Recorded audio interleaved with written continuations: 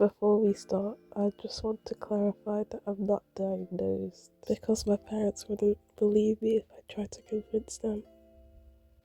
They're the type of parents who would want their children to be normal, and they will go out of their way to not believe anything that their child has to say.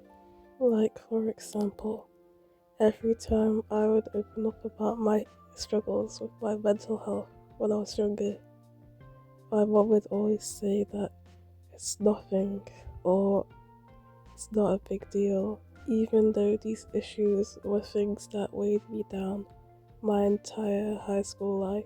They've told me many times that they don't believe that children can be mentally ill and that children are just faking whenever they say they have these struggles. There's so many things that they've told me that I could just talk about forever, but that's not the point of this video. Also, if I sound a little weird, it's because I'm sick right now and I just couldn't wait to record this video. So my journey began when in 2023 I was struggling with really bad misophonia. I didn't have any solutions for this, so I decided to search up a video on YouTube and hopefully find some home remedies, because I was telling my mom about how bad the misophonia was and she didn't really know what to do. As I was scrolling, I soon saw a video that explained how misophonia and autism were connected, and I just stopped in my tracks. Now, I wasn't really a stranger to searching up disorders online, because I think from as young as 12, I knew that there was something wrong with me that the other kids in my class would see, but I didn't know. But it never occurred to me that there was a possibility I could be autistic. I just assumed that the autistic people were the weird kids that people in the class would outwardly make fun of. But now that I think about it, there was a group of boys that were making fun of me, just very subtly, to the point where I didn't feel like it was bullying. So I did watch that video, and at the end it mentioned that even though misophonia and autism are connected, they can occur separately. So I tried not to think too much about it, but the mental seed was already planted. So the next day, I decided to search up a video about the autism spectrum and what it was like. And I was thinking, that doesn't really sound like me. But every day, every morning, I would go back to that video and just double check to see if I missed anything. And soon after, maybe like a week or so, a compilation of autism TikToks got recommended to me. So I watched it, and I came out of it feeling very educated about being autistic, and it shifted my perspective on what autism could look like. So these compilations are things that I would just watch whenever I found one, because they felt so comforting for me. I soon found a video talking about how autism affects girls differently to boys, and I was intrigued. So then I watched it, and it sounded similar to my experience, really. I did more research on that specific topic and found some tests that I could do online. So I completed them and ended up scoring really highly, yet somehow I still wasn't convinced that I could be autistic. So around September 2024, I decided to tell my head of year. Seeing as since I couldn't tell my parents, I thought I might as well tell a teacher to see if he could do anything about it.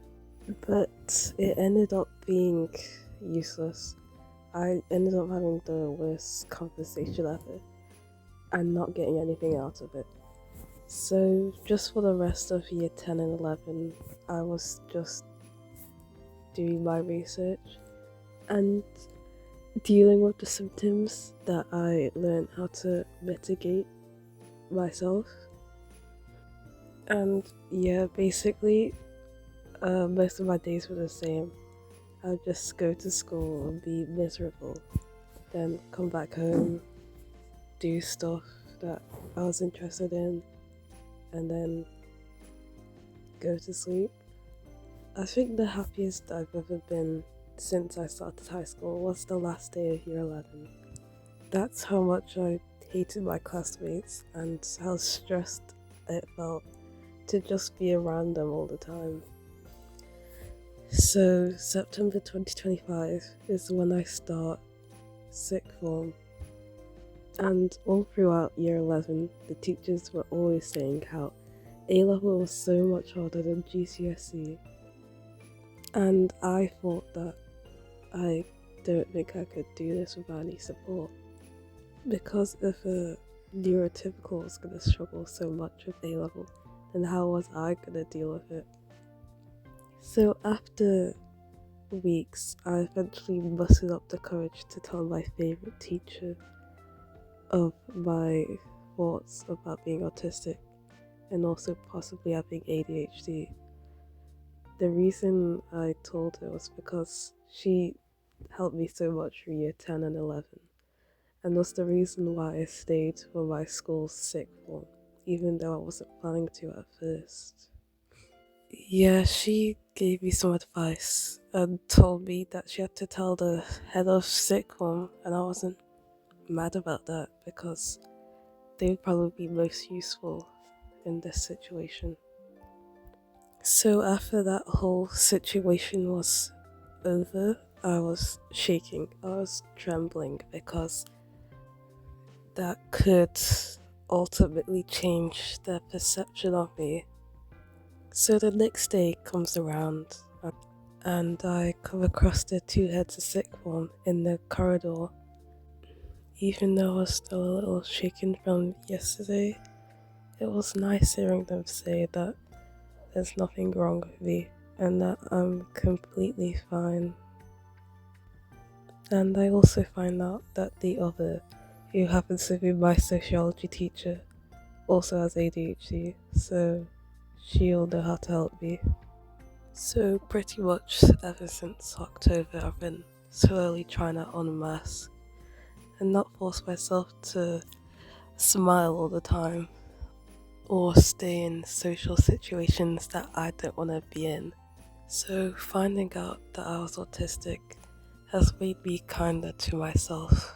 Like, how long would I have gone hating myself because I couldn't make friends as easily as my other friends could?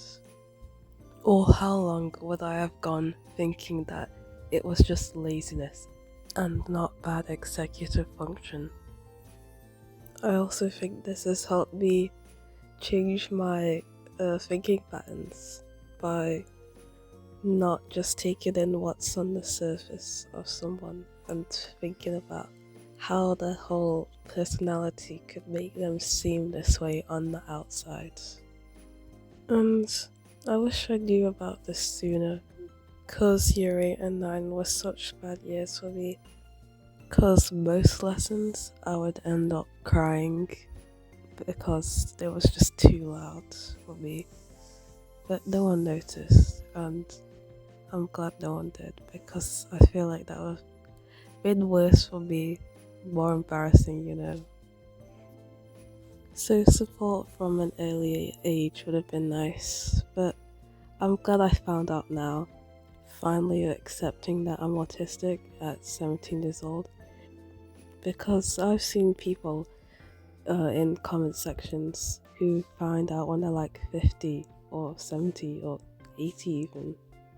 Yeah, my chemistry teacher found out she had ADHD in her 50s, so it's a good thing I listened to my instincts and can now look after myself better than if I didn't know. Now I do feel like I missed a bit of the timeline, but I honestly can't remember what happened in year 10 or 11. But anyways, I'm still waiting for what my head of year can do now since I've told them, but honestly, I think that this has saved my life. Because who knows how bad my guilt could have gotten to the point of where I would have had to take such drastic measures.